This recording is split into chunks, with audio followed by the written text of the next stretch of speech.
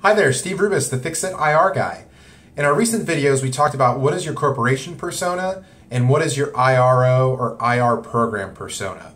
The goal is to have these two personas align in order to optimize your investor relations program. So if you find yourself in a situation where you don't know your corporation persona or you don't know your IR persona, what do?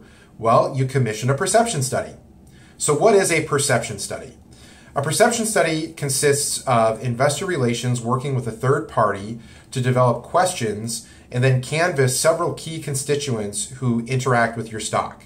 Typically, you will canvass the sell side and buy side, and sometimes you'll be as comprehensive as canvassing the C-suite as well as your board of directors. What happens is the data is then compiled and presented to management, and ultimately the investor relations team then uses the results to further optimize or improve the investor relations program. So what are some reasons why you would commission a perception study? We think there are 5 things to think about. The first is insurance. If you're an IRO, running a perception study gives you an opportunity to get feedback on how not only you are doing, but your IR program. This will give you scientific evidence to give to management to show your value and what you bring to the organization. Secondly is credibility. You may be an ex-sell-sider and you may know everything there is to know about the company you're working for, but so what? You might encounter a situation that management is very entrenched in its views on its own business, and they may discount your views or your feedback that you're hearing from the investor community. Running a perception study will scientifically prove the feedback that you're picking up on in terms of listening to investors. Third is improvement. It's an opportunity to get constructive feedback on not only the IRO, the program, but also management and how they're interacting with investors and what they can do better.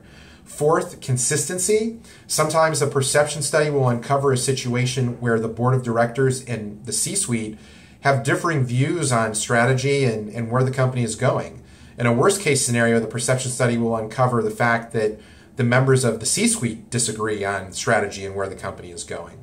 Lastly, use a perception study to sort of optimize your IR program, in that a lot of times it occurs after an analyst day in order to assess how you did in terms of delivering your message. So in terms of study costs, I think a perception study is one of the best ways an IRO can allocate his or her financial resources. It's too costly, too difficult, and takes too many resources to do it in-house. So using a third party is a great thing to do.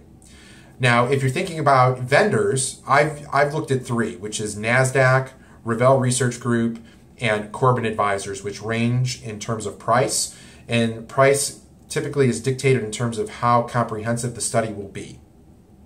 If you're thinking about how much should I spend on a perception study, I think there are 3 variables to think about.